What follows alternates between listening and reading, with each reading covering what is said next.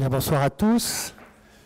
Pardon pour ce petit retard, mais nous tenions à laisser pouvoir arriver les gens qui ont bravé les grèves et le mauvais temps. Donc merci déjà à tous d'être venus ici pour ce grand rendez-vous, un rendez-vous de très haute intensité ce soir, dans le cadre de la plateforme de la création architecturale. Alors je voudrais rappeler que, en fait, c'est un format nouveau. Maintenant, je sais qu'il y a quelques habitués dans les gradins, mais quand même pour les autres, rappelez que c'est quelque chose que nous expérimentons sur le thème des rencontres improbables.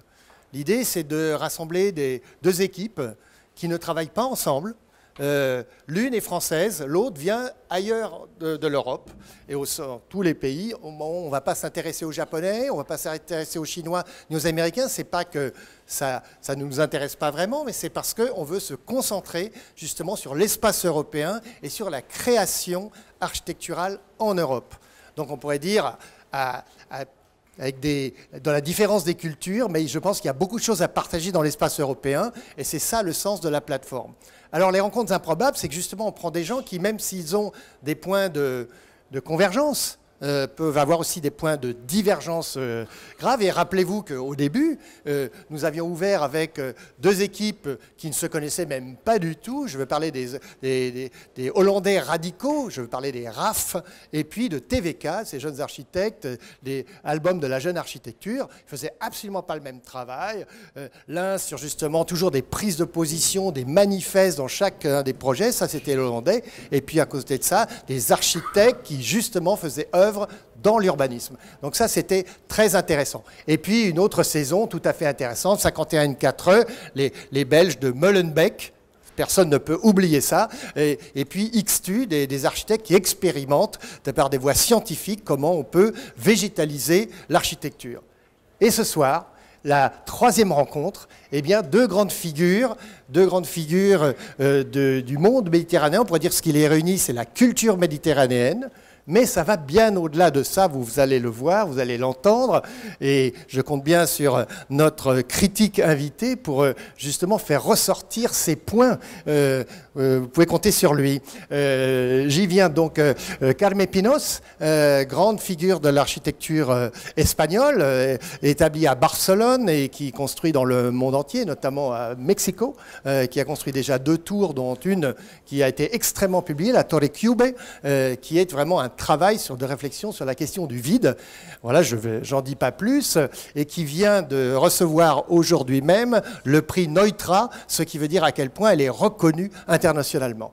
Et puis Marc Barani, qu'on ne présente plus ici à Paris, bien qu'il soit niçois, mais c'est quand même, il est bien souvent à Paris maintenant, donc Grand Prix de l'architecture, et qui justement est un des grands acteurs de la stratégie nationale de l'architecture. Voilà, quelqu'un qui réfléchit à la fois sur ses projets et sur des stratégies pour la profession. Alors, le principe, c'est qu'à chaque fois, un critique invité qui n'a pas participé au rapprochement, eh bien, je lui demande, vous vous souvenez de Sophie Trelka, puis de Jean-François Drevon, que je salue ce soir, qui ont expérimenté ces formats, de toujours essayer d'établir le dialogue. Ce soir, donc, critique, journaliste, auteur, et notamment d'un dernier livre paru aux éditions du Seuil sur l'architecture à toute vitesse. Alors ne croyez pas qu'il a fait l'éloge de Zahadid pour autant, dont vous venez d'apprendre tous la disparition il y a quelques heures. Non, c'est pas tellement ça le propos, mais la structure du livre est assez intéressante parce qu'à chaque fois, ça se termine par une règle. Voilà, une règle pour ne pas dire une leçon. Alors, je ne sais pas quelle leçon il va tirer de la confrontation ce soir. C'est là que moi, je vais passer du côté des spectateurs et avec un grand plaisir, je vais les écouter.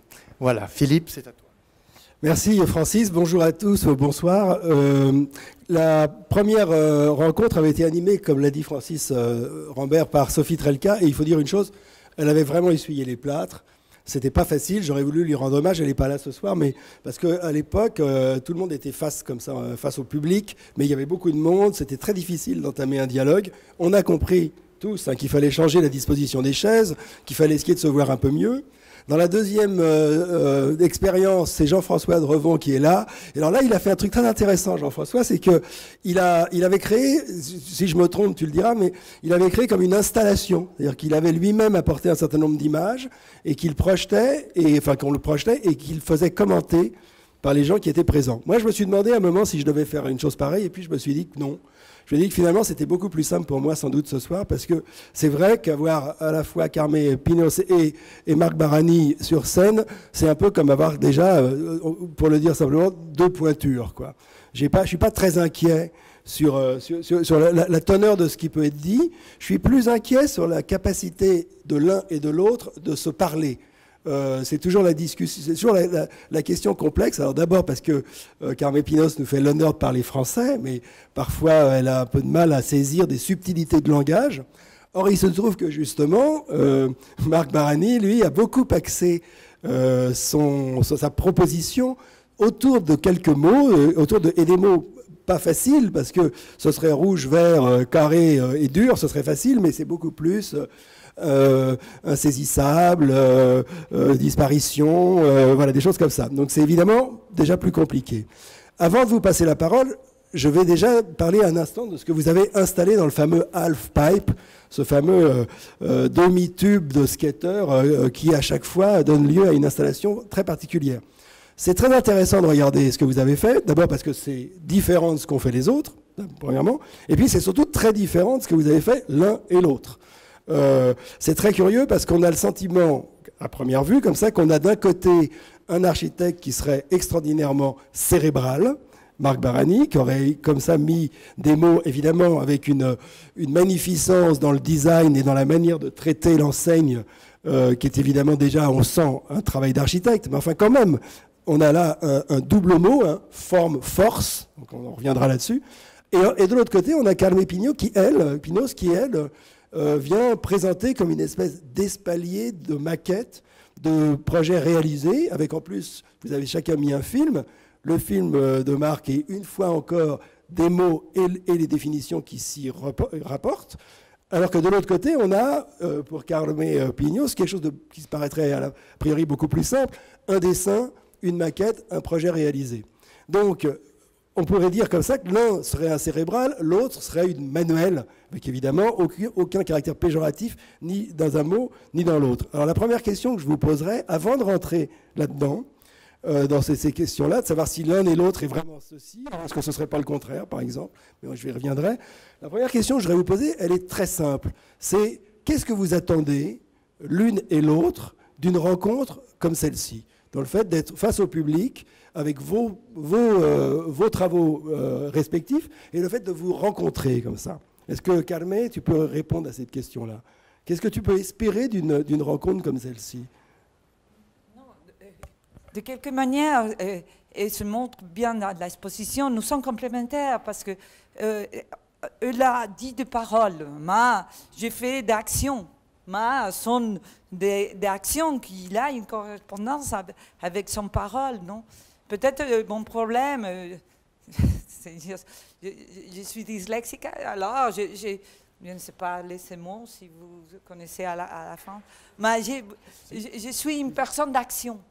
Moi, je pense aussi, moi, j'ai eu un problème de communication peut-être, non? Moi, quand je sens toutes les paroles que dit, je dis, c'est ça, moi, je les présente avec action. Hein? Oui, moi, je tiens à préciser d'abord que ce que tu appelais l'enseigne, c'est-à-dire ces lettres qui flottent, c'est le travail de Dirk Beage et Evelyne Terbeke, qui sont des graphistes, donc c'est déjà un travail pluridisciplinaire. C'est un travail sur des lettres maquettes. Ils ont senti très vite autour de quoi ça se jouait. Je connais le travail de Carmé, on est méditerranéens tous les deux, et donc le choix d'attaquer cette installation entre guillemets par des mots, c'était pas simplement un choix d'un cérébral, même être architecte c'est penser, ça on peut être d'accord tous les deux là-dessus, et c'est de l'action aussi, sinon on ne construirait pas. C'est simplement que par les mots, il m'a semblé que ça pouvait être assez précis pour dire des choses qui pouvaient entrer en correspondance dans la manière qu'on a travaillé, même si les architectures qu'on fabrique sont très différentes. Et en même temps, ça pouvait être assez ouvert pour qu'on puisse chacun y trouver une place. Moi, je crois beaucoup au malentendu, c'est-à-dire au fait qu'une définition, on puisse la comprendre de diverses manières. C'est grâce à ces légers malentendus que chacun trouve une place dans le monde et permet de dialoguer avec les autres. Donc il y aura un certain nombre de malentendus dans ce qu'on va dire. Mais ces malentendus sont positifs. En tous les cas, les correspondances qu'il y a entre ce que je dis et les maquettes que montre Carmé, elles me semblent absolument évidentes. Sur la question du half-pipe, c'est pareil. Je veux dire, on a libéré un vide parce que je me doutais que tu allais mettre des maquettes. Je ne le savais pas. Hein, j'ai demandé à Francis, qui a tenu le secret, évidemment. C'est un homme de parole, même sur la torture, il ne parle pas. Donc, je me doutais que tu allais mettre des maquettes. Et je me suis dit, on a discuté avec Dirk et Evelyne, je me suis dit qu'en laissant un vide pour que les maquettes puissent occuper cet espace, en se mettant au-dessus, ce vide, il allait être précisément le trait d'union possible. Alors, Carmé, est-ce que tu peux expliquer un peu mieux ce que tu entends par complémentaire alors? Non, de quelque manière, complémentaire dans le sens de que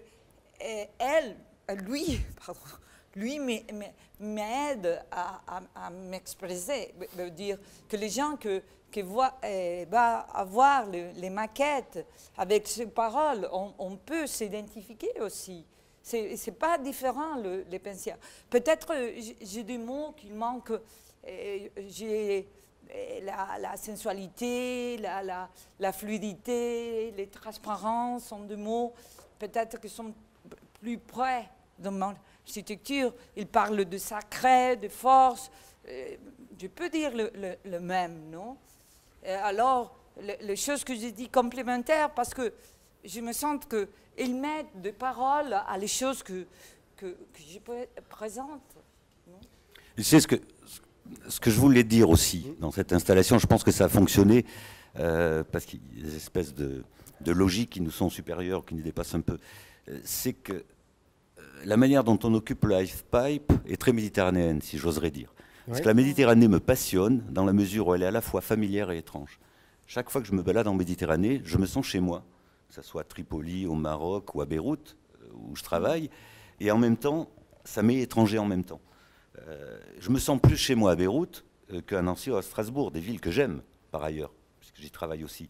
Mais cette notion qui est fascinante, qui est propre à la Méditerranée, c'est à la fois familier et étranger en même temps. Et je crois que le half-pipe, il dit ça, d'une certaine manière. Oui, mais je dois dire qu'un architecte doit être de partout. Par exemple, je travaille beaucoup à Mexique. Je dois être un peu mexicain quand je travaille à Mexique, non? Et c'est vrai que la Méditerranée te donne en liaison avec le terrain, avec la lumière très particulière. Non? Nous avons une relation avec la terre complètement différente de la gente du Nord et avec l'ombre.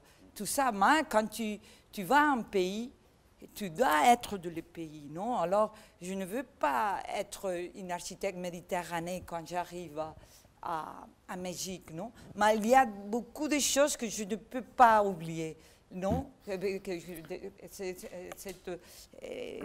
Car je suis méditerranéen aussi à Mexique, mais j'essaie de ne l'être pas. J'essaie d'être mexicain, là. Oui, mais j'ai vu ton projet pour le Mexique. C'est un projet qui est... Je reviens à ce thème qui est très générique aujourd'hui dans le monde dans lequel on vit, pluriculturel. Tu es à la fois mexicaine et à la fois méditerranéenne quand tu fais ce projet-là. Et puis, pour des raisons très objectives. La première, c'est le séisme. Ton bâtiment, Mexico est une ville de séisme. J'y suis allé dernièrement et on a travaillé pendant une semaine ensemble avec Rubén Galo, qui est un écrivain mexicain. Et on s'est donné comme thème de voir ça, de se dire les sociétés qui habitent des zones sismiques, ce ne sont pas les mêmes que les autres. Elles ont une forme de violence qui vient de la violence de pouvoir tout perdre à chaque instant. Mexico a ça, la relation au patrimoine n'est pas la même dans des villes où tout peut être rasé en n'importe quel moment. Et l'architecture ne peut pas être la même. Le rapport au sol et au ciel, quand on est en zone sismique, ce n'est pas qu'une question d'ingénieur, c'est bien plus que ça. Il y a dans ce projet la tour avec les 3 trépieds. Bon, on voit bien qu'il y a une question structurelle là-dessus. Tes porte-à-faux doivent être en métal parce que c'est léger pour éviter d'avoir des points en face. Tout ça, ça façonne un type d'architecture. Déjà, j'en reviens à mon obsession de force et forme. Les forces qui sont en jeu là-dedans, dans cette question-là, le séisme, la terre qui tremble et une civilisation qui se constitue par rapport à cette terre qui tremble, c'est un point commun. Avec Beyrouth, avec Nice et avec la Méditerranée. Après, il y a des questions d'ombre, de lumière. J'ai trouvé Mexico, alors bon, je suis peut-être ethnocentré, mais non, c'est possible. J'ai trouvé qu'à Mexico, il y avait beaucoup de parallèles avec la culture méditerranéenne. Ouais. Je ne sais pas ce que tu en penses, toi. Non, les choses que j'ai trouvées à Mexique quand je suis arrivée, et qui sont très habituées avec la monumentalité. De grandes choses. Elle n'a pas peur de grandes choses. Par exemple, j'ai fait la grande escalier. C'est une chose que peut-être ici, je ne le ferai jamais. Et cette monumentalité, cette grande... je pense que ce projet n'aura pu être construit ici. Pas pour les difficultés, sinon parce que les clients ne les accepteront pas. Quand j'ai présenté ces projets complètement strange, bizarres, non, et avec cette manière un peu monumentale, j'ai reçu avec les clients, il a dit bien, sans savoir rien. Qu'est-ce que ça signifie? Qu'on a dit on avance, parce que Mexique sont de grands espaces, grandes choses, monumentalité, non? Et alors, c'est ça que j'ai compris. Chaque fois que je vais à un lieu, j'essaye de comprendre qu'est-ce que c'est la culture de là, non? Quand je dis que le contexte, ce n'est pas seulement physique, c'est de la plasticité, de la couleur, de la fragmentation, c'est culturel aussi, non? Et il est complètement différent de la sensibilité quand tu travailles à la Suisse, qui sont calvinistes, non? Et une sensibilité complètement différente que quand tu vas à Mexique, des grandes paroles sont de gens braves. Hein? Je veux juste poser une question. Le public entend bien? Oui, ça va? Non, peut-être il faut vraiment parler près des micros. Ah, hein, c'est pas mon... Oui, il faut... Oui. Je bouge tout le temps. Parce que j'ai été dans le public et je sais que c'est pas... Ouais. Je voudrais revenir un instant sur cette notion de Méditerranée. Est-ce que vous avez la même notion de Méditerranée? Parce que autant, Marc Barani est né à Menton ou à Roquebrune, je sais. Roquebrune, oui. À Roquebrune. Carmeta, tu es de Barcelone. Oui. Autrefois, ça a été un peu modifié par les travaux de Boïgas et d'autres, mais le rapport à la mer à Barcelone était très absent. On ne voyait pas la mer à Barcelone. Pas beaucoup. Et est-ce que donc cette question, la présence de la mer, est-ce que c'est la même pour les autres? J'ai pas le sentiment. J'ai l'impression, par exemple, que la ligne d'horizon est plus importante pour Marc Barani, mais je peux peut-être me tromper. Non, c'est vrai. C'est vrai parce que quand j'étais petit, j'habitais à Barcelone. Les week-ends, ma famille avait une ferme à campagne, à l'intérieur. Alors, je me trouvais avec la mer plus tard à Barcelone. Les week-ends que j'ai resté à Barcelone, j'allais tout le temps à Rompeola, ce matin, une relation avec les mers. C'est maintenant que j'ai trouvé la Méditerranée, parce que j'ai une petite maison à Mallorca et chaque week-end que je peux, je suis là, non, complètement au front de la mer. Mais la Méditerranée, c'est la lumière, c'est une culture. C'est pas seulement en mer, c'est beaucoup plus de choses.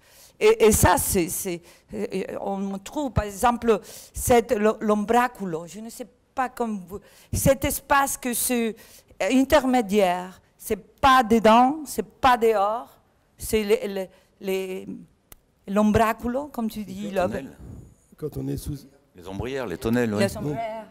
Tout ça, c'est beaucoup Méditerranée. Hein? Et ces rapports avec la terre, non? Et nous avons un climat très bon, alors nous avons l'habitude d'être dehors. Nous faisons tout dehors. C'est ça, c'est complètement dans notre esprit. Et je pense que la Méditerranée, c'est plus qu'une mer, c'est une culture. Hein? Oui. Pour toi, Marc? Oui, moi je pense qu'il y a des choses très mouvantes et des choses invariantes dans cette notion de Méditerranée. C'est une fiction. La Méditerranée, c'est une fiction. Je veux dire, bien malin qui saurait la définir de façon précise. On l'évoque par rapport à une dimension autobiographique, c'est-à-dire ce qu'on a vécu. La Méditerranée, c'est une fiction en mouvement, elle est en train de bouger. Aujourd'hui, on voit bien, avec tout ce qui se passe, toutes ces tensions, elle va se redéfinir encore autrement. En revanche, le rapport à la mer, il y a une imprégnation du paysage. Et Carmé, tu as parlé d'une dimension autobiographique, la manière dont tu as vécu cette Méditerranée. Nice est une ville exceptionnelle de ce point de vue-là, parce que c'est une des rares villes, voire la seule ville méditerranéenne, qui est une ville aéroport et pas une ville-port. C'est-à-dire qu'elle s'est construite à partir de son aéroport et elle n'a pas l'horizon barré par le port de commerce, comme Londres, Barcelone, Gênes, Naples, etc. Du coup, avoir 8 km face à l'horizon, ça m'a imprégné comme architecte, évidemment, mais ça n'a pas imprégné que les architectes. Le mouvement, l'école de Nice, si on peut l'appeler rapidement comme ça, Klein, etc., ils se sont constitués par rapport à cette dimension première. Klein n'aurait jamais inventé son bleu de sensibilité pure, il le dit d'ailleurs, s'il n'était pas face à l'horizon et face à la mer. A signé l'horizon. Noël Dola a fait des taches de couleur sur la plage. Le Land Art, qui s'appelait pas comme ça à l'époque, avec Bernard Pagès ou Noël Dola, il a commencé à Nice sans qu'à l'époque, il n'y avait pas évidemment tous les moyens de communication, ils n'avaient aucune idée qu'Heiser faisait la double négatif au même moment. Donc cette imprégnation du paysage est fondamentale. Donc ça, c'est les invariants. Être face à la pente, sous la lumière méditerranéenne, avec l'horizon en face, ça imprègne forcément, ça fait une culture. Mais en même temps, il y a une part de fiction qui fait que, par exemple, quand on est de l'autre côté de la Méditerranée, on prend des coups de soleil sur la nuque. Moi, c'était étrange. C'est étrange. C'est Francis Solaire, d'ailleurs, qui me disait que Corbu a fait une erreur majeure sur le plan obus. Il a mis l'ombre de l'autre côté. Oui, enfin, ça voudrait dire que tous les gens à Nice regarderaient tous dans le même sens. Oui. Oui, c'est ça. Oui. Il y a cette attirance-là. Mais du coup, non, mais on se rend compte que ça imprègne en plus la manière de pratiquer Nice. Le long de la mer, c'est les flux touristiques. Et le Niçois, il fait comme toi. Il a sa ferme ou sa maison de campagne dans les collines à l'intérieur. Donc, le Niçois, il est en profondeur. Et le touriste est le long de la mer. Donc il y a forcément cette dimension-là. Mais je vous pose cette question concernant l'horizon, parce qu'il me semble que dans votre manière de produire de l'architecture, il y a quand même une chose qui me semble très différente. Autant j'ai le sentiment que chez Marc Varani, on est dans une architecture de plaques, je dirais de nappes, autant on a chez Carmé le sentiment d'avoir sans arrêt des cubes basculés, des cubes creusés. Donc il me semble que là qu'on est quand même confronté à un rapport justement à l'horizon qui n'est pas du tout le même. C'est pour ça que je pose cette question. Formellement, vous êtes très différent quand même dans votre production. Oui. Je dois dire que j'ai très près d'une artiste que c'est pas méditerranéen, qui m'a montré la conception de l'espace, que c'est Oteiza. Oteiza, c'est de l'Enor, c'est du Pays Basque. Et qu'il fait des cubes, il limite l'espace, mais jamais le ferme. Tout le temps, on peut s'escaper, je le dis, échapper. Et c'est ça qui je le sens très près de moi tout le temps. C'est à travers de Oteiza que je connais la manière de le faire en la forme. Mais le Méditerranée, c'est tout le temps, tout le temps avec de transparence, non, d'espace que ne ferme jamais, non, parce que c'est le climat bon qui te laisse la fenêtre, les lieux passer, qu'avec un peu d'air, on trouve un climat bien. Alors les bâtiments sont, tu trouves tout le temps cette transparence. Mais cette saut, on saute un peu pour arriver à un niveau, comme il dit, plus sacré, plus de sauter de l'architecture peut-être populaire que je trouve en la Méditerranée à un autre niveau. C'est à travers des Oteiza qui m'a montré le chemin un peu. Oui, moi, ce rapport à l'horizontale, j'ai mis du temps à le tisser avec l'horizon. C'est d'abord la pente. C'est d'abord que quand j'étais enfant, j'ai habité, mon grand-père était horticulteur, dans la pente et que c'était fait de terrasses. Et que ces terrasses, il fallait les entretenir, il fallait les travailler. Et l'horizontale, c'est quelque chose qui se gagne du côté de Nice. Tu vois, elle n'est pas donnée, c'est pas des pentes douces. Que ça aille de l'autoroute, de l'infrastructure, avec des murs soutènement jusqu'au restant, qu'aux petites terrasses, l'horizontale, elle se gagne. Et une fois qu'elle est gagnée, c'est un sol. Ce sol, il est à la fois artificiel et naturel. Il est dans une espèce d'ambiguïté qui est assez troublante quand il y a des terrasses comme ça. Et finalement, ce que tu as remarqué dans ce qu'on fabrique comme architecture, c'est ça. C'est-à-dire que d'une certaine manière, les plans qu'on fabrique souvent dans nos projets, pas toujours, mais souvent, ils se constituent comme des sols soulevés. Des sols soulevés, mais avec cette question du potentiel que permet ce sol soulevé. C'est-à-dire, en même temps que l'architecture, où l'architecte il se doit de contrôler des expériences spatiales et de les organiser. On le fait chacun à notre manière. En même temps, il faut laisser une place de liberté pour que les choses adviennent. Et ça, c'est vrai que la terrasse, comme une plateforme disponible, comme une infrastructure, la terrasse d'un paysan, pour moi, elle porte une dimension, elle porte un potentiel infini. Et quand on se rend compte que cette horizontalité-là, en face, il y a l'horizon, et qu'on peut tisser des liens dans ces deux systèmes, la villa qu'on a fait dans le sud de la France, elle est essentiellement construite comme ça. Elle est construite de plateaux horizontaux qui dialoguent avec l'horizon. Après, il y a d'autres projets qui l'auront travaillé un peu différemment. Puisqu'on parle de pente, de terrasse, je voudrais rappeler une chose. Il y a une chose qui est quand même assez étonnante dans vos deux parcours, c'est que vous avez tous les deux commencé par un cimetière. Donc ça, c'est quand même assez curieux comme rapprochement, très différent. Est-ce que vous pourriez en dire un mot, Carmen? Est-ce que tu pourrais parler un peu de ce premier projet, justement? Parce qu'en plus, il est dans un site qui n'est pas du tout le même que celui où a travaillé Marc Barani. Oui, nous avons commencé ce projet avec Enrique, avec des paroles. Nous avons dit, nous ne voulons pas de faire des boîtes, parce que vous connaissez la culture de la Méditerranée, de nichos, je ne sais pas comment ça s'appelle. Les enfeux en français. Oui. Et de mettre le mort dans cette boîte.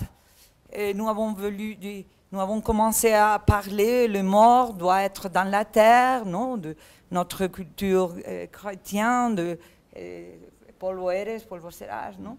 Et alors nous avons arrivé à la conclusion de mettre les boîtes dans la terre, non. Et alors le terrain était un terrain avec une pente qui arrivait à la fin avec une petite source, ça s'appelle. Et parce que le cimetière a été construit seulement la première part. Et le projet était en 7 ans qu'il arrivait, qu'il descend, comme les animaux, comme tu descends une montagne avec le zigzag, un sentier. Et nous avons fait cette sentier pour arriver à la part plus bas, dans la terre, non? Et nous avons voulu être un peu comme des animaux. Nous avons dit la chapelle, dedans, un monticle, et nous avons fait pas une géométrie précise dedans. Nous avons dit, il était très rhétorique. Pour ça, je dis, nous avons commencé avec des paroles, parce que tous les cimetières, c'est un discours des choses. La chapelle, nous avons dit, et nous voulons faire, nous sommes dedans la terre, nous faisons un espace de protection, et nous avons dit, c'est comme l'aimant qu'on fait comme ça, non? Quand tu veux te protéger. Alors, les chapelles, c'est un triangle. Et après, la part de service, c'est comme les animaux entrent dans la terre, non? Alors, le cimetière, c'est un projet complètement fait de paroles, de pensées, de discours qu'on fait, Enrique et moi, de faire un roman, un raconte. Oui. Alors le cimetière, c'est parce qu'il y a une vinculation très grande avec la religion, même si ce n'est pas un cimetière catholique, mais c'est la parole, la parole, c'est sacré. Non? Alors nous avons commencé, pas avec forme, nous avons commencé avec des paroles, le cimetière. Alors, le premier constat qu'on peut faire, c'est qu'on a fait les cimetières à peu près au même moment. Qu'ils ont été publiés à peu près au même moment aussi. Et que l'intuition, on ne se connaissait pas évidemment à l'époque, je vais dire un peu comment il s'est fabriqué ce cimetière, mais c'est assez proche de la manière dont vous l'avez fabriqué. C'est qu'on a tous les deux cherché une force tellurique au sol. C'est-à-dire le fait d'avoir des morts dans des cases en béton, ça ne nous a pas suffi, c'est ce que je comprends de ce que tu dis, et donc on a enterré le cimetière d'une certaine manière. On a fait une espèce de grand sillon sous la terre, et cette redondance-là, dans les deux cimetières, je trouve qu'elle porte sens, et elle est puissante. C'est un rapport entre le dedans de la terre et le ciel, un cimetière. S'il n'y a pas ça. Ensuite, il y a la dimension du sacré. Donc, quand tu dis que tu as beaucoup parlé avec Enrique, j'en avais parlé aussi parce qu'on était retenu sur un concours de cimetière à Venise, et il y a une question qui arrive tout de suite, c'est qu'on se confronte au sacré, on ne sait pas par quel bout le prendre. Cimetière, c'est sacré quand même si aujourd'hui ce mot-là, on l'utilise pas très souvent, on ne sait pas par quel bout le prendre. Premier point. Deuxième point, de quel droit on peut dessiner la mort des autres. Les cimetières, le Stalinio de Gênes, il y avait une statuaire funéraire qui permettait à la fois d'avoir une organisation forte et puis en même temps que chaque individu puisse s'exprimer. Là, aujourd'hui, c'est des cases. Et puis ça se réduit à des fleurs, une photo, ou des choses comme ça. Donc c'était un sacré sujet. Alors pour moi, il était encore plus, parce que je revenais du Népal, je revenais de passer un an au Népal, j'avais commencé les études de scénographie, je ne savais pas vraiment si j'allais faire de l'architecture. Et ce site, c'est l'extension du cimetière où il y a ma tombe familiale, et où il y a le Corbusier en même temps. Donc vous voyez là, espèce de conjonction. Bon, j'ai eu 7 ans pour régler le problème, donc ça allait. Hein. C'était pas les DCE en 2 mois comme maintenant. Donc on a commencé à travailler, et alors un point commun en plus, j'ai travaillé avec un philosophe, avec Jean-Marc Guitti, où on a commencé à réfléchir, parce que j'avais observé, moi, la première chose qui m'avait marqué du retour de ce voyage au Népal, avant même que la commande, que ce concours de cimetière soit lancé, et qui caractérisait l'Occident quand je suis revenu de là-bas, c'était le tabou sur la mort, la peur de la mort. La mort est tabou, on n'en parle pas, elle fait peur, elle porte pas sens, elle n'est pas inscrite dans une continuité. Donc comment on travaillait cette histoire-là, et qu'est-ce qu'il y avait à dire dans un cimetière de ça? Donc je pense que ce qu'on a dit, tous les deux, chacun de notre manière, c'était un peu la même chose, c'est de dire la mort, elle fait partie d'un cycle naturel, la nature est autour, et réinscrire la mort dans un cycle naturel, c'est-à-dire montrer le ciel, la terre, le soleil, la course du soleil, et en même temps cette question d'animal que j'aime beaucoup, c'est-à-dire de comment tu traces ta voix dans le sol, c'était réancrer la mort dans quelque chose. C'était plus la laisser flotter dans des tabous ou dans une abomination d'incompréhension absolue. Et ça, c'était important d'arriver à ce point-là. Et finalement, ce qui est marrant encore une fois, c'est qu'on le règle chacun de notre manière, avec de manière très différente. Nous, dans une espèce on creuse une faille tectonique, c'est réglé. Et ce qui dérègle, c'est la course du soleil, le vent, les arbres, etc. Et vous l'avez fait dans une captation des formes, voilà, qui correspond aussi au lieu, puisque c'est des collines, hein, comme ça, des sortes de vallons qui amplifient le lieu. Il y a une sorte d'amplification dans les deux cimetières du lieu, et qui, de mon point de vue, dans votre cimetière, et j'espère dans le nôtre aussi, donne sens à la mort.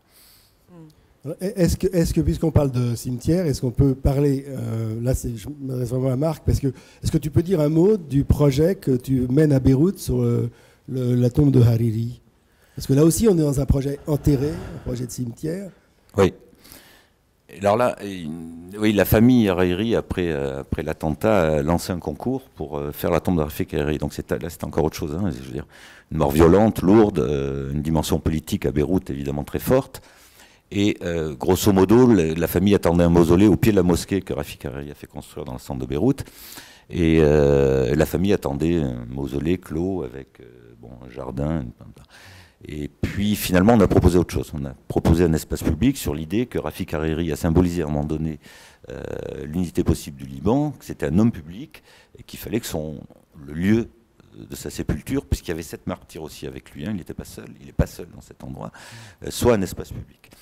Et puis, de fil en aiguille, donc c'était une sorte d'intuition, parce qu'il y avait des ruines romaines à côté. Et puis, de fil en aiguille, on a développé ce projet en sculptant le sol, parce que les corps sont là. Hein, c'était pas cimetière, on fait des cases, on remplit. Là, les corps étaient là, donc on a sculpté un sol, des dimensions. Je passe sur les détails de hauteur d'œil, etc.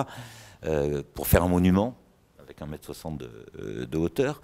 Et puis en parallèle, on a travaillé à Agora sur la ville de Beyrouth, où on a travaillé avec Christian Barani, qui est mon frère, sur lequel on a travaillé, on a fait des films, et on s'est rendu compte dans l'histoire de Beyrouth que cette espèce d'intuition de faire un sol sculpté entre ruines, quand on voit la tombe, on ne sait pas si c'est une ruine ou si c'est un bâtiment qui va pousser. Tu vois, dans cette espèce d'ambiguïté-là, bah, c'était l'histoire de Beyrouth. C'est toute l'histoire de Beyrouth, et ça, c'est la Méditerranée aussi, elle est sur 2 mètres d'épaisseur. C'est la culture de la table rase, je veux dire, les modernes, ils n'ont rien inventé. Hein. Quand il y avait les Phéniciens qui arrivaient, ils ont rasé, les Romains sont arrivés, ils ont rasé la ville romaine, les Ottomans sont arrivés, ils ont rasé, le Moyen-Âge a fait notre ville qui est rasée, les Ottomans sont arrivés, ils ont rasé la ville médiévale, les Français sont arrivés, ils ont rasé la ville ottomane, et quand Rafik Hariri est arrivé, il s'est servi de la guerre, parce que les bâtiments étaient abîmés, mais pas tous, pour raser la ville française et ne garder que la place de l'Étoile. Donc il y a une culture de la table rase pour s'installer de façon violente dans un lieu qui fait que toute l'histoire est sur 2 mètres. Donc la tombe, elle dialogue avec cette épaisseur-là. Là, dans ce projet, il y a manifestement, enfin, il y a l'idée quand même peut-être pour des raisons aussi certainement politiques d'ailleurs, de faire un bâtiment, enfin un monument qui est finalement presque peu visible, disons. Il n'y a pas d'ostentatoire, quoi. Oui. Ce qui m'a intéressé dans le film que l'on peut voir, à un moment, Carmé, tu dis cette chose que je trouvais très intéressante, et j'aimerais bien qu'on parle à un moment de ça. Tu dis autrefois, les bâtiments construits développaient plus d'émotions, et pourtant ils étaient moins spectaculaires. Tu dis une chose comme ça, parce que tu parles de Coderch et tu parles de Le Corbusier, et j'ai eu le sentiment en écoutant ce que tu dis, que c'était en fait une critique aussi de toute l'architecture de type spectaculaire qu'on a pu connaître.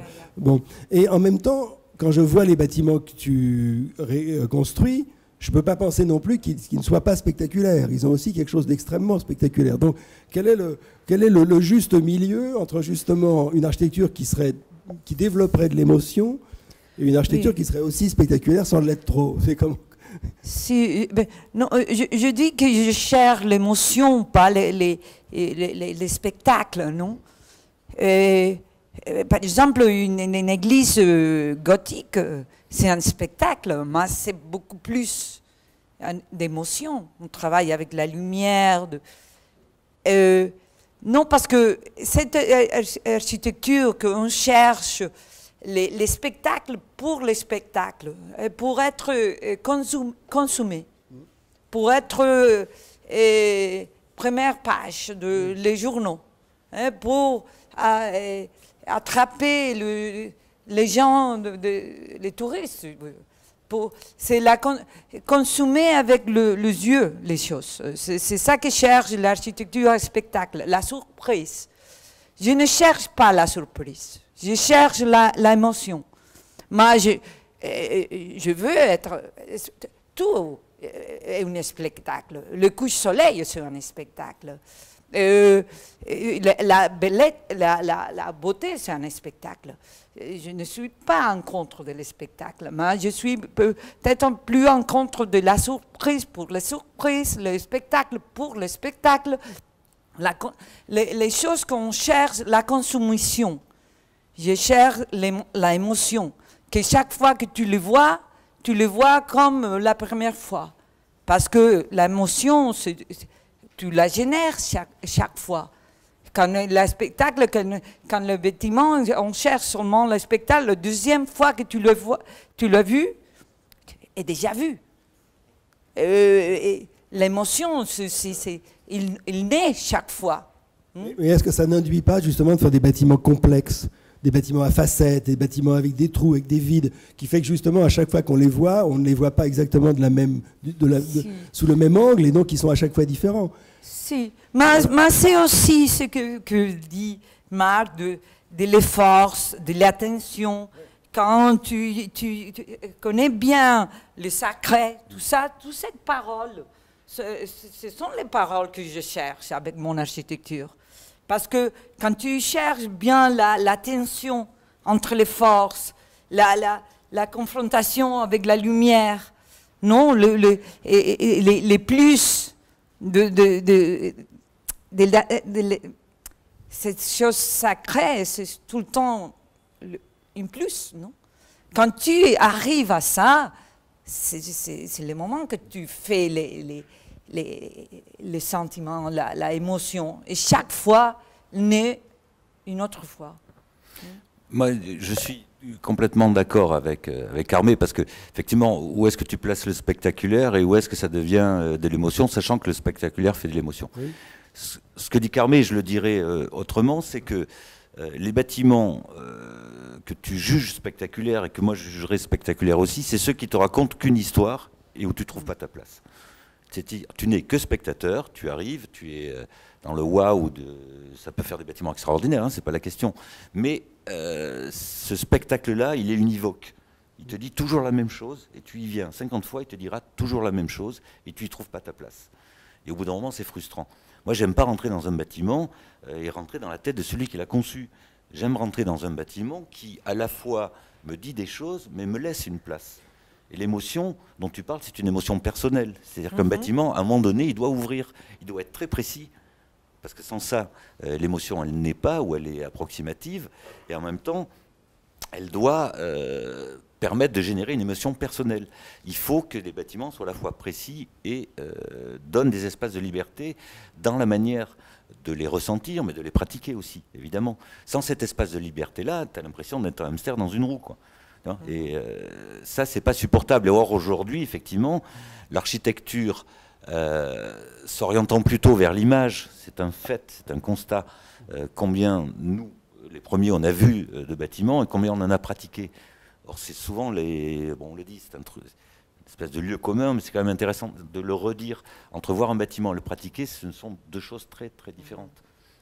C'est là qu'on voit c'est là d'ailleurs qu'on est apprenti sorcier, je le dis dans mon texte. Travailler tout ce qui est vu, on est dans des codes où, bon, il peut y avoir des pertes de sens ou des variations de sens, mais quand le corps est mis en jeu, là, on rentre dans l'inconnu. Là, il se passe des choses qui nous dépassent, y compris nous.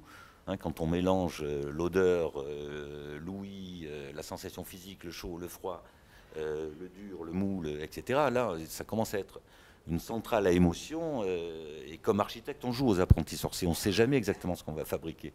En revanche, on espère qu'il se passe quelque chose quelque part. Oui, d'ailleurs, cette espérance, c'est Carmé dans le film, à un moment, tu dis, un bâtiment, une architecture, c'est pas le bâtiment qu'on construit, c'est les rapports, c'est ce que ça produit ensuite. D'ailleurs, j'ai trouvé ça intéressant parce que c'était comme s'il y avait l'avant et l'après dans vos façons de présenter les choses. En vérité, je pense que vous êtes très proches, mais c'est vrai que toi, Barani, Marc, tu dis beaucoup, un bâtiment, pour le concevoir, c'est mettre en jeu, c'est maîtriser tout un ensemble de forces, politiques, sociales, telluriques, etc. Et ce qui est intéressant, c'est que dans le discours de Carmé, il y avait la même idée, mais projetée vers le futur. Le bâtiment, c'est les forces que ça génère ensuite. Alors ça, c'est intéressant. Est-ce que dans votre démarche, quand même, dans votre façon de travailler, c'est la même chose ou c'est pas exactement la même chose? Le fait de penser les forces avant et de les penser après. Alors, il y a un contrepoint quand même dans le texte. Je dis l'ordre n'est qu'un moment du désordre. Donc ça, c'est aussi se projeter. C'est-à-dire que je parle de cette conception parce qu'on est, d'une certaine manière, le maître du monde quand on fait un bâtiment. Enfin bon, on a des ennuis parce que pour construire, on les connaît, mais on est le capitaine, le pilote à bord avec l'équipe qui produit le projet. Et puis ensuite, on le donne. Ce moment est toujours délicat parce que là, il part vers autre chose, il part vers sa vie.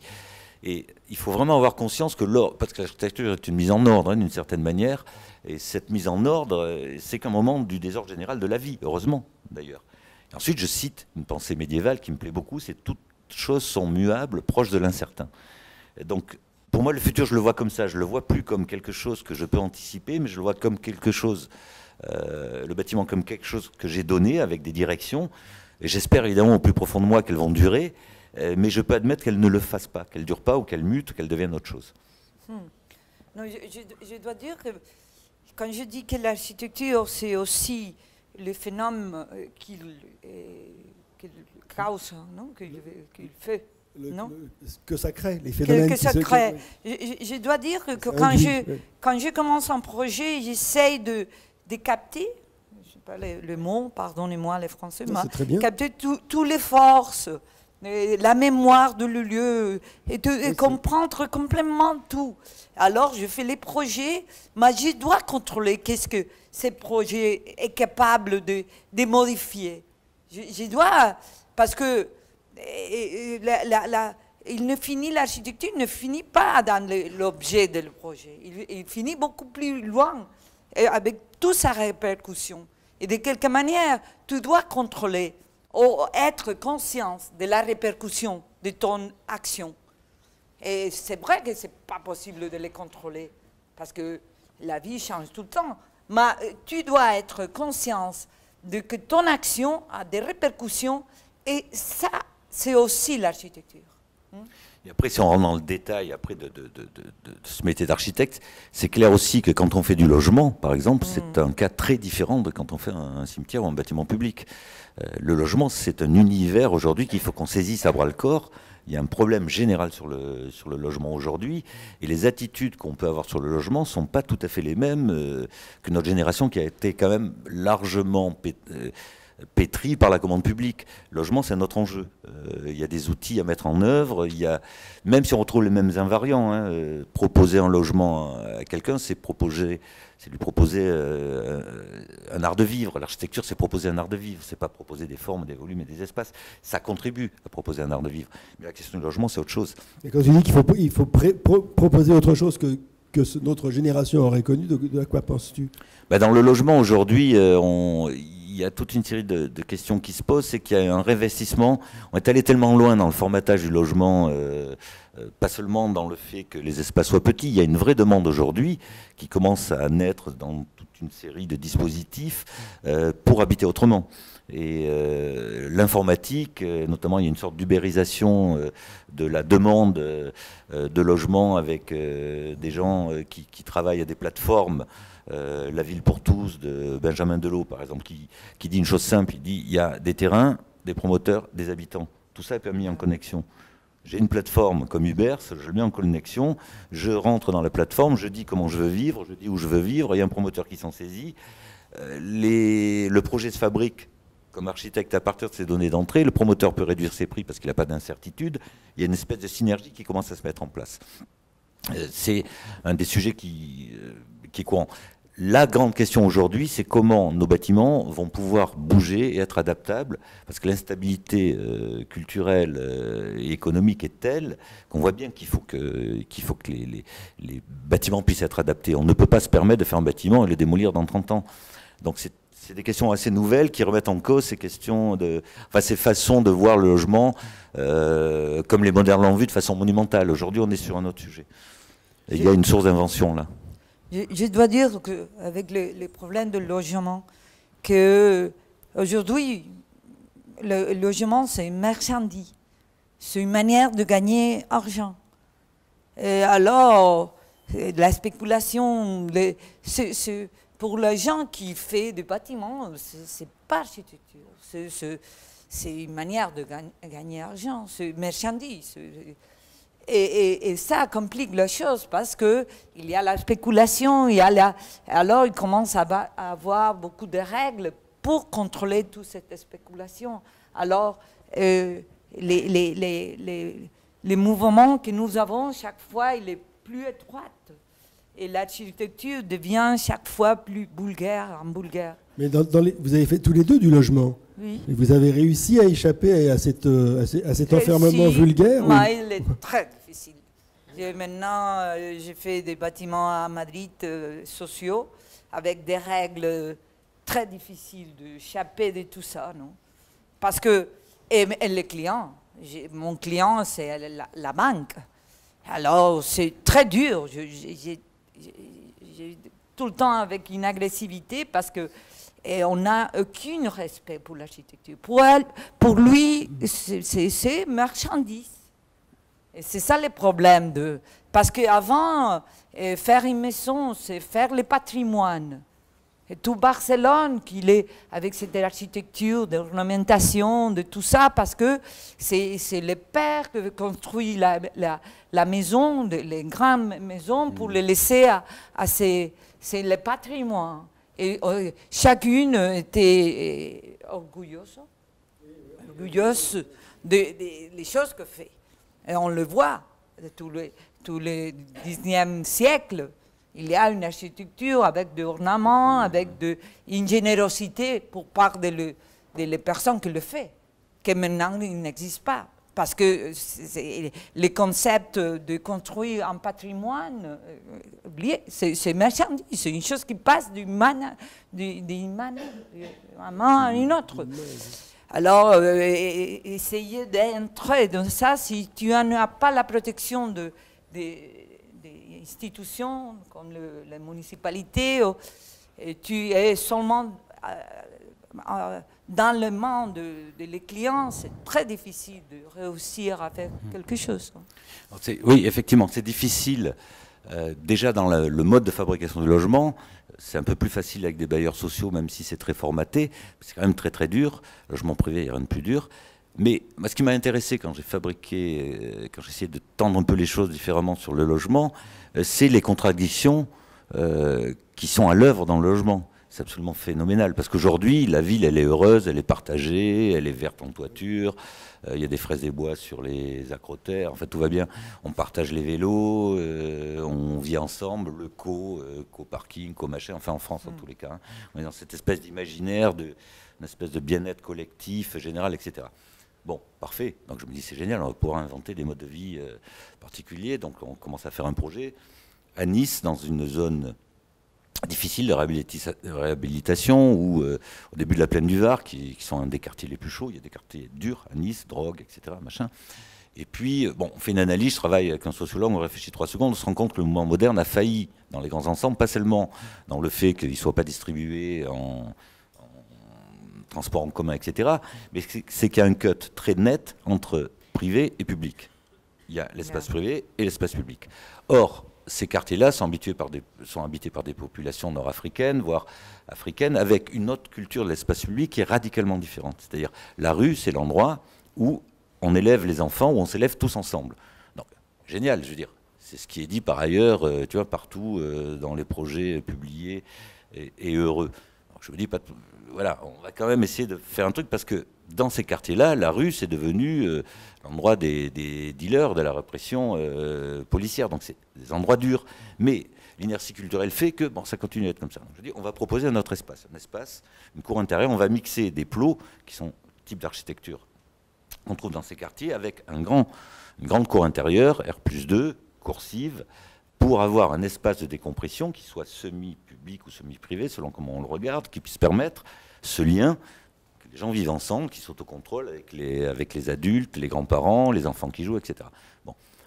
Les bailleurs, qui sont pourtant qui étaient des gens progressistes, tollé général, une réunion avec 15 personnes, tout le monde me dit, mais vous imaginez pas, les enfants vont jouer dans cette cour, ça va être une nuisance.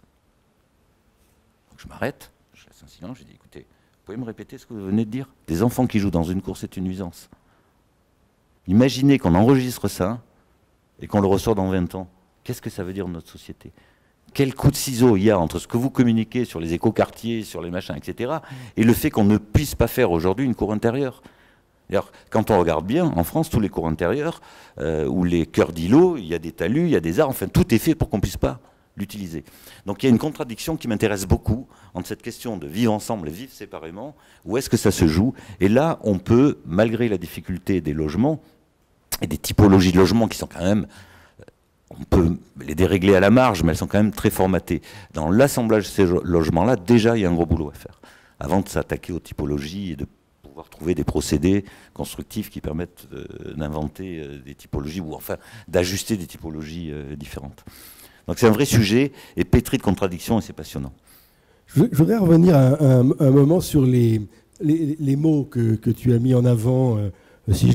Moi, tu dois les connaître toi de tête, mais si je revois rémanence, tension, sacré, turbulence, je me suis demandé à un moment si est-ce que c'est pas quand même l'expression, le fait d'avoir mis ça en avant, le fait que quand on est architecte et qu'on est quand même confronté à un art du statique, de quelque chose de pesant, est-ce que c'est pas l'expression d'un malaise qu'ont tous les architectes aujourd'hui face à une société où le virtuel, le flux, le mouvement est devenu absolument prédominant, sont devenus prédominants, et où les architectes, finalement, semblerait tenter sans cesse d'essayer d'exprimer le mouvement dans leur bâtiment sans peut-être y arriver. Est-ce qu'il n'y a pas, c'est pas un signe quoi, Non, moi j'ai pas de malaise du tout par rapport à ça. Parce que ces mots-là, ils parlent de la vie, ils parlent de la manière dont on pratique les bâtiments.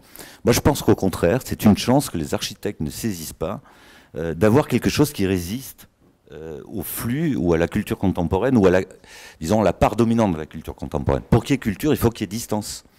C'est-à-dire qu'aujourd'hui, l'architecture, elle peut être une tour d'observation de ces phénomènes amplifiés d'immatérialité, de fluidité, de transparence, de mixité, en fait tous ces mots qu'on entend. On est en train de construire des murs. Aujourd'hui, les dispositifs informatiques qui sont immatériels, évanescents, c'est des nuages, ils consomment 30% de l'ensemble des transports et à terme, ils vont consommer quasiment autant que les transports. Donc l'immatériel n'existe pas. L'architecture, elle nous dit ça. Elle nous dit qu'il faut du temps. On n'est plus dans le fantasme de l'instant. Je parlais du tabou de la mort. À partir du moment où on ne peut plus se projeter dans le temps, ben on vit dans l'instant. C'est ce qui se passe aujourd'hui. Est-ce qu'il y a une raison objective qu'on soit cramé de mails à longueur de journée pour ne pas produire plus qu'avant? On voit bien qu'on est dans une culture de l'instant et que ça nous rassure d'être dans l'instant. Parce que si on se projette dans le temps, ben on ne sait pas ce qu'il y a devant. En tous les cas, on sait qu'il y a la mort. Et ça nous fait peur. Bon, ça, c'est des discussions qu'on avait avec Jean Marguitti, le philosophe. Donc l'architecture, c'est un point d'observation de ça. C'est un point critique. Est-ce que le seul modèle, c'est celui de la fluidité, c'est celui de la rapide, de la vitesse? La vitesse, j'adore la Formule 1, c'est bien, mais la vitesse quand on fait un projet, pourquoi? Pour quelle raison on serait obligé de faire des trucs de façon de plus en plus rapide? Pourquoi on cherche les matériels? Non, moi je ne fais pas du tout le complexe de ça. Au contraire, je pense que l'architecture, c'est un point de résistance. Et quand il y a résistance, il y a culture. C'est-à-dire que c'est une manière de pouvoir critiquer le monde contemporain et voir les limites des modèles qui sont fantasmés aujourd'hui et qui sont imaginés comme pouvant nous produire un futur heureux. Et tu penses ça aussi, Calmet, que l'architecture, c'est un point de résistance Si, la culture, j'aimais bien ce qu'il a dit, la culture, c'est un point de résistance, oui, bien sûr, parce que la culture, c'est tout le temps de chercher le plus, la transcendentalité. Et ça, c'est perdurer, c'est sauter la fluidité. Parce que j'aime bien la parole fluidité, mais fluidité comme sensualité, comme... Mais parce que là, tu as dit, dans tes paroles, tu as dit qu'aujourd'hui, nous avons retrouvé les temps cycliques. Je ne trouve pas ça. Pour moi, ça sera la joie, la félicité, la joie, mais c'est pas vrai. C'est au contraire. Le temps cyclique, c'est complètement oublié, c'est enfoui vers et chaque fois plus rapide. C'est pas travailler pour demain, c'est pour travailler pour le second. La seconde. Après, le second, l'instant. Et il n'y a aucune personne qui pense dans le futur. Chaque progrès, c'est sans responsabilité de qu'est-ce qu'il passera avant. Il est complètement oublié les temps cycliques et personne l'aime. Oui, je ne suis pas sûr, moi, quand je regarde aujourd'hui l'accélération, la vitesse ou l'accélération, si on prend des phénomènes différents de l'architecture, même si ça se produit en architecture, on prend la mode, par exemple, ou le cinéma, la mode, voilà, vestimentaire ou ce qu'on veut. On se rend bien compte que ce temps, il commence à rentrer en jeu. C'est-à-dire, au bout d'un moment, quand tu accélères et qu'on est sur le concept de nouveauté, cette nouveauté, ça revient et ça recycle d'autres choses.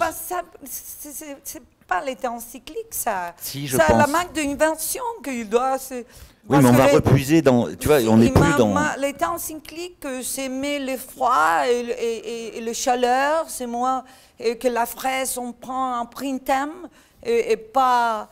Et nous voulons tout le temps 24 degrés. Nous voulons manger la fraise toute l'année. Nous voulons être confortables tout le temps. Et nous ne voulons pas... Nous sommes totalement dehors de la nature, parce que c'est la nature, le temps cyclique.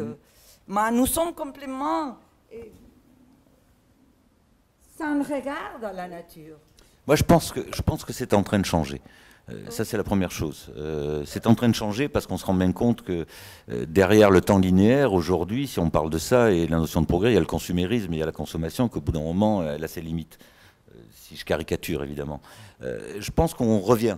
Et qu'aujourd'hui, en tous les cas, j'ai un espoir, parce qu'il faut quand même être architecte, c'est quand même, à un moment donné, faire preuve d'optimisme sur ce qui peut se passer.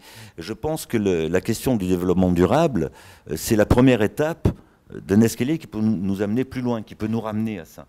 Hein, parce que les circuits courts de consommation, tu vois, par rapport aux productions industrielles, chimiques, si on parle de nourriture, on réintroduit ça. L'Italie, qui est une terre de culture et d'histoire, comme par hasard, les circuits courts, on les a jamais laissés tomber. Non, voilà, ça a toujours été là. On essaie de le redécouvrir en France. On relit l'histoire un peu autrement. On se rend compte qu'on est passé par des croisements où on a échappé à un certain nombre de choses.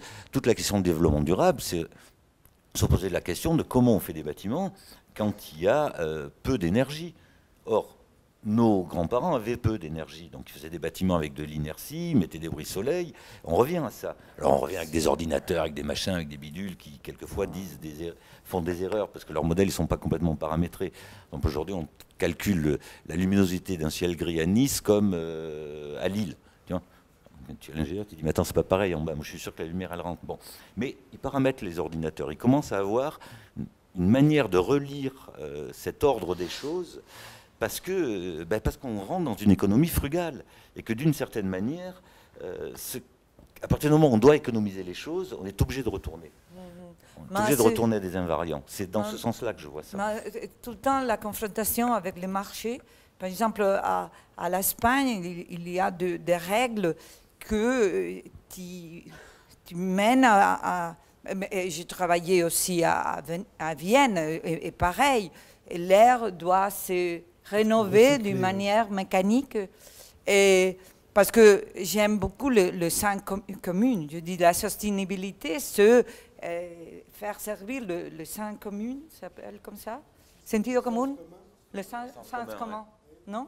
Alors, je fais tous mes bâtiments et pensant avec l'air, le traversal, le brise-soleil, l'orientation. Maintenant, je suis en train de finir. Bueno, je suis à la moitié d'une école à Barcelone, la Massana, et j'étudiais tout pour la transversalité de l'air, de l'orientation en bâtiment avec le son. Comment? Ne sert de rien. Parce qu'on m'a fait mettre des machines pour la... Et c'est ça, j'aime travailler avec les temps cycliques qui me dit l'ombre, le soleil combien, la température, et les bâtiments, c'est un dialogue avec la nature, cet temps cyclique, non? Et tout ça, il est cassé avec la technologie. Et les règles que tu donnes pour construire, c'est... avec la technologie. Par exemple, je dis bien, je mets de la technologie parce que c'est une obligation. Moi, je veux les fenêtres s'ouvrent, j'utilise tout. Je fais tout parce que ça, c'est en plus de cher. Mais je dis, je ne veux pas renoncer à rien parce que quelques jours peut disparaître la technologie. Je fais un bâtiment. Mais les règles me mènent à faire un projet complètement dehors de ces temps cycliques qui te demandent les dialogues. Parce que je me fais d'architecte à 7 ans que j'ai passé à la campagne avec la maison de la ferme. Parce que je me rappelle les dialogues de la maison avec...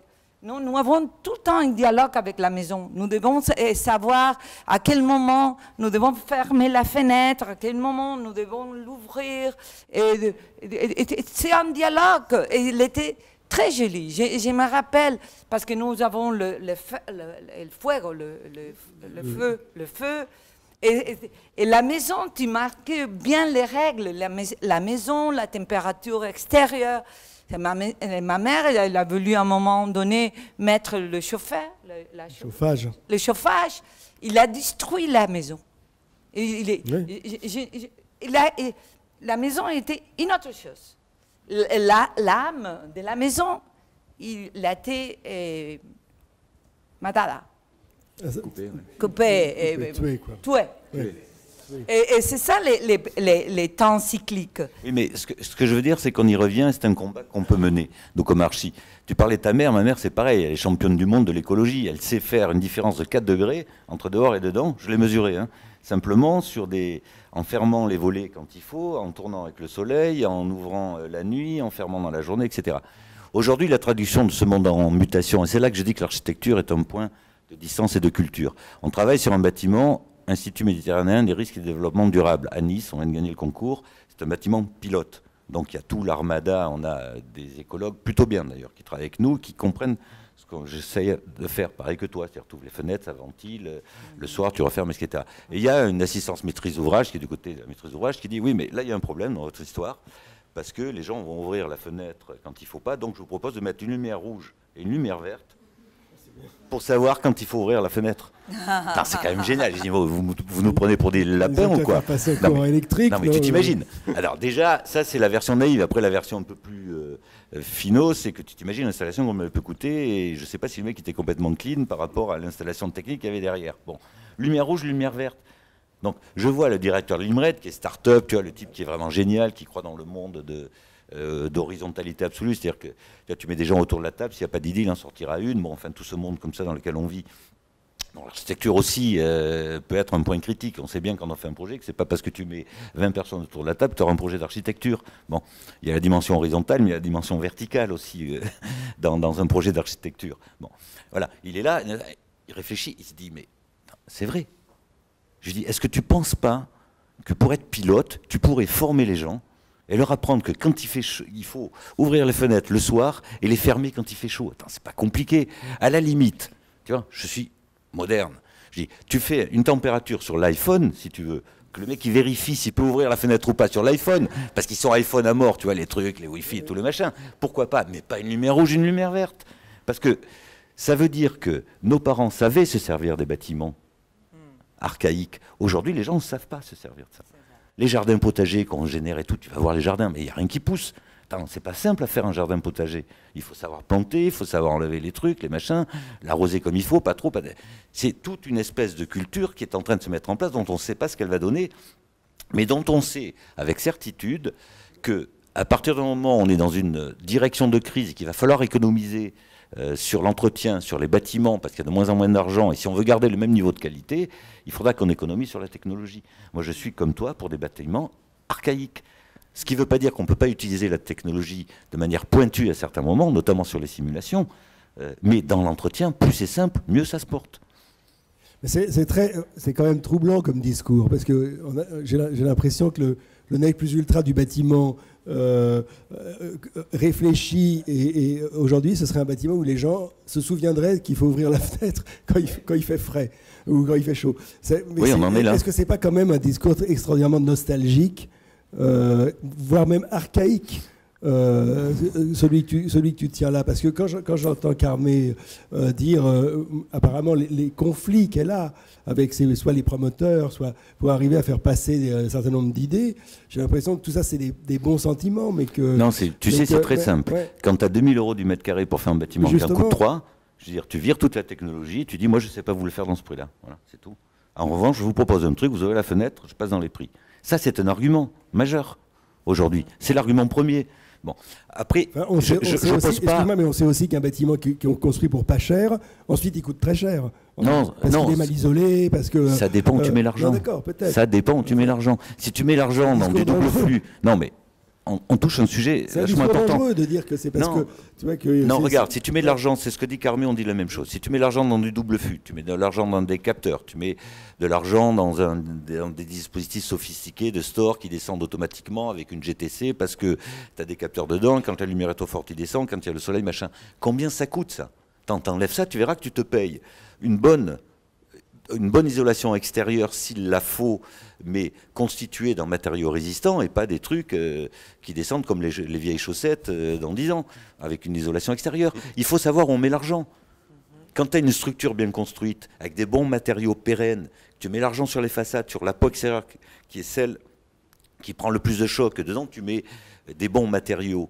Je te garantis que la différence de prix qu'il y a entre un matériau TOC en façade et un bon matériau, si tu enlèves toute la quincaillerie aujourd'hui, automatisée, etc., qui tombe en panne et qui génère un marché énorme d'entretien, tu te les payes. Donc la question, elle est encore intéressante. Moi, je vis ces périodes de crise. Alors évidemment, il ne faut pas qu'on descende au-dessous d'un seuil où c'est impossible. On y est quasiment, hein, ça devient très très difficile. Mais qu'on réfléchisse ou mette l'argent comment à l'aune de la durée, ça me paraît intéressant. Permettez, je voudrais revenir en arrière, je voudrais revenir sur votre façon de travailler l'un et l'autre. Parce que, Carmé, tu as vraiment mis visiblement en avant le fait de faire des petites maquettes, de travailler les choses avec les mains, et ça apparaît pas, en tout cas dans ce qui est montré là de ton travail.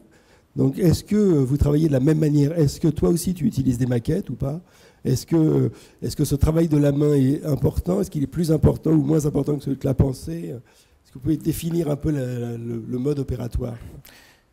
Moi, aujourd'hui, j'utilise tout ce qu'il y a à disposition, parce qu'on a quand même des outils extraordinaires pour contrôler le projet aujourd'hui. La maquette, ça n'est une. Ce qu'on voit en maquette, c'est pas ce qu'on voit en plan et en coupe. C'est un point de vue